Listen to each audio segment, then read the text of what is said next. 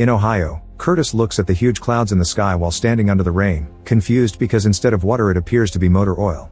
However, it's just a dream and the weather is actually lovely. Afterward, Curtis has breakfast with his wife Samantha and his deaf daughter Hannah before going to work. Curtis works for a construction company while Samantha is a housewife that takes care of Hannah, but she also sews things to sell at the local fair on Saturdays. That afternoon, Samantha is hanging out with some friends at home, who brought their kids for a playdate. One of them notices Hannah has grabbed a dangerous piece of wood with nails, so Samantha has to rush outside to stop her since yelling warnings obviously doesn't work. Moments later, it starts to rain heavily, so the construction workers have to stop for the day and the employees catch a drink together at the bar. At home, Samantha teaches Anna the sign for storm while watching the rain through the window. After the bar, Curtis drops his co-worker and dear friend Duarte at home. They chat for a while and Duarte says that Curtis is having a wonderful life. However, Curtis admits things aren't always as pretty as they seem. Their conversation is cut short when Duarte's wife comes out, silently demanding him to go inside. Afterward, Curtis goes home and checks on Hannah while Samantha shares that the girl still has trouble connecting with other children. The next day, Curtis is cleaning up the trash so Hannah won't grab other dangerous things.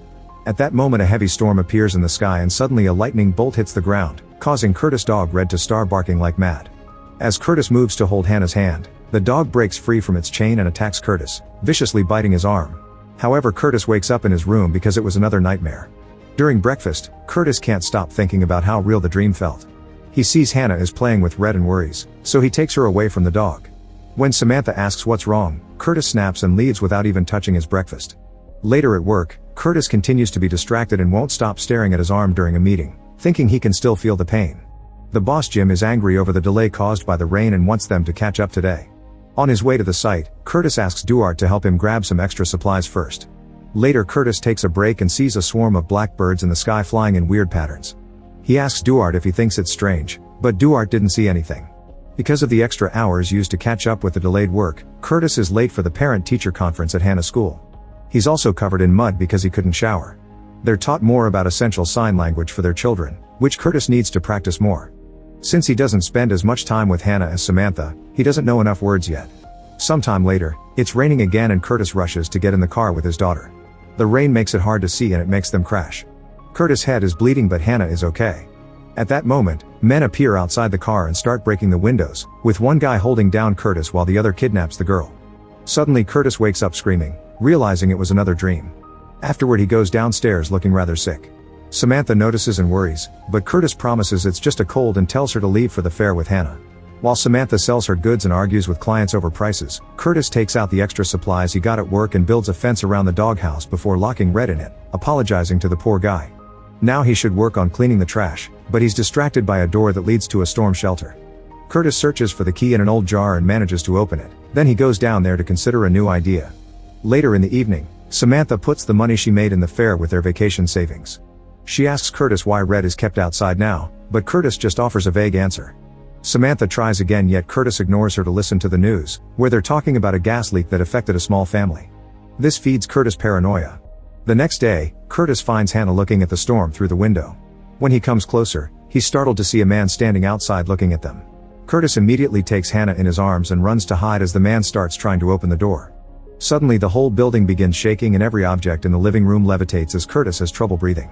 Then everything falls and Curtis gasps as he wakes up from another nightmare. To his shock, he's wetted the bed. When Samantha walks in, he covers his accident with the blankets. Curtis asks for the doctor's number and Samantha tries to check on him out of worry, however Curtis snaps at her to keep her from seeing the wet sheets. He immediately apologizes for his outburst, blaming it on feeling unwell, but he still tells her to go to church because he can take care of Hannah. After Samantha is gone, Curtis changes the sheets and washes off the evidence. Later, Curtis takes Hannah to the library and distracts her with a book for kids while he searches for information about mental illness. On their way back, they stop at a grocery store to buy lots of canned foods. This causes them to be late for lunch with Hannah's family, who judge him for missing church. In the afternoon, Curtis starts cleaning the storm shelter and stores all the canned food he brought in case of an emergency. Then he stays there reading the library books. Sometime later, Curtis finally gets to see a doctor and explains he's been trouble sleeping for 4 days. At first the doctor thinks it isn't a big deal, so Curtis also tells him about the nightmares, admitting he wetted the bed and that he kept feeling the pain from the dog bite. The doctor agrees to give him medicine for a few days and tells him to consult a psychiatrist in Columbus. In the meantime, Samantha visits the insurance agency to ask about the operation to restore Hannah's hearing. Thankfully her request is approved and all the expenses will be covered because Curtis has job offers a very good policy. At the same time Curtis goes to the pharmacy to get his medicine and is surprised to learn he doesn't have to pay much thanks to his insurance. That night, the family has a wonderful dinner together as they celebrate the good news, but Curtis doesn't tell them about his medicine. While getting ready for bed, Samantha already starts making plans for a vacation since they won't have to worry about money anymore. Curtis secretly takes the medicine in the bathroom. The next morning, Curtis wakes up feeling well rested and Samantha notices he looks healthier too. However, at work, Curtis still chats with Duarte about the right amount of food for a shelter. Suddenly he starts hearing thunder in the sky, which is still clear. He asks Duarte and he doesn't hear anything, so Curtis panics and runs to a bin to throw up. Struggling with a panic attack, Curtis leaves his work and starts having trouble breathing while driving, so he stops the car to take a moment and regain control. When he's finally calm, he notices a place that sells containers and gets one to expand the shelter. Moments later he visits his mother, who behaves awkwardly because she's heavily medicated. It turns out she developed paranoid schizophrenia at about the same age that Curtis is now. He's worried that the same may be happening to him and tries asking a few questions, but she doesn't remember much about those stressful years. Afterward Curtis calls his doctor to explain he can't drive all the way to Columbus for a psychiatrist, so he asks for an alternative. That night he calculates how much it would cost to transform the shelter into a full bunker. The next morning he goes to the bank and takes out a home improvement loan without telling his wife and ignoring his agent's warnings. Later at work, Curtis asks Duarte for help because he wants to take some equipment from work to build his bunker. This is against the rules, but Duarte agrees to help. A worried Duarte also asks him if he's fine, and Curtis assures him he is. After work, Curtis goes to see a local counselor and drops all his theories based on the research he did. The woman explains she's just a counselor so she can't diagnose him or prescribe anything, but they can talk so she can guide him through his crisis.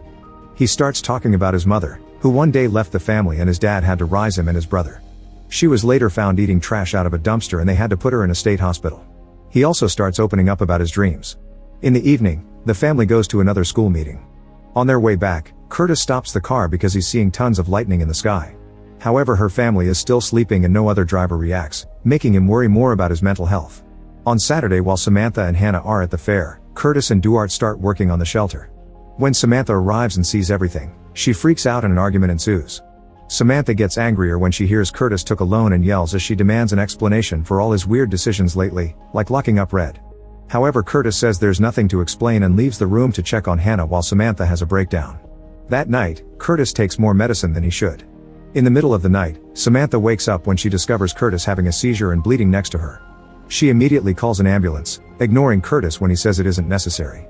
Moments later after the paramedics leave, Curtis finally tells Samantha everything. He swears he's going to the counselor often because he doesn't want to leave his family like his mother did. The next day, Curtis and Samantha take Hannah to the hospital for a checkup and her surgery is scheduled in 6 weeks. At work, Curtis goes to see his boss and asks him to take Duarte off his crew because he doesn't want to give orders to his best friend. Jim thinks it's weird but agrees before pointing out Curtis has been missing a lot from work. Curtis explains it's because of Hannah's doctor visits, but Jim gives him a warning. After work, Curtis goes to a store to buy gas masks, which turn out to be very expensive.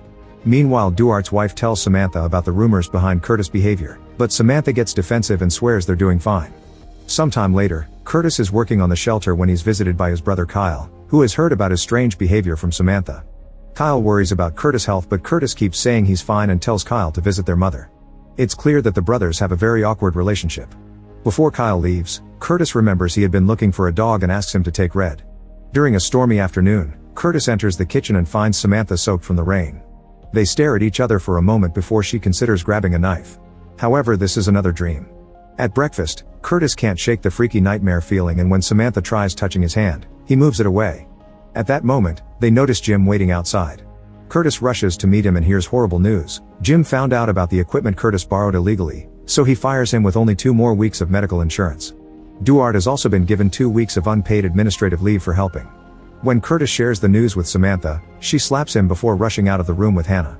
Later, Curtis goes to see his counselor only to discover the woman was transferred and there's a new guy.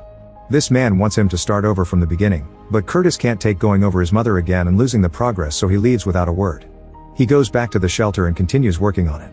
Meanwhile, Samantha keeps fixing neighbors' clothes for extra money, but it isn't enough and she must take the remaining savings from their vacation can. In the evening, Samantha talks to Curtis, who explains his flinching was because of a dream and grabs her hand to prove he's working on it. Samantha announces they're canceling the beach trip and they'll use his last check to cover 2 months of bills. She'll postpone Hannah's surgery and they both must concentrate on getting jobs. Samantha is willing to work on their issues, but she puts the condition that Curtis must go to an actual psychiatrist. She also wants him to come to a school dinner on the weekend to work on his isolation. On the night of the event, Curtis is confronted by Duarte, who blames him for his job suspension.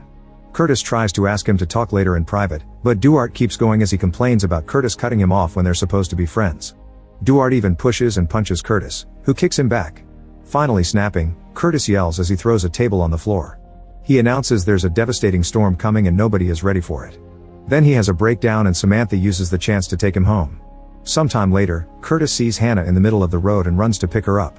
At that moment a bunch of birds appear in the sky and fly in weird patterns before moving toward Curtis. He protects Hannah as the birds fly past them, then they do another weird pattern before they start falling dead to the ground. Terrified, he runs into the house as a siren begins wailing.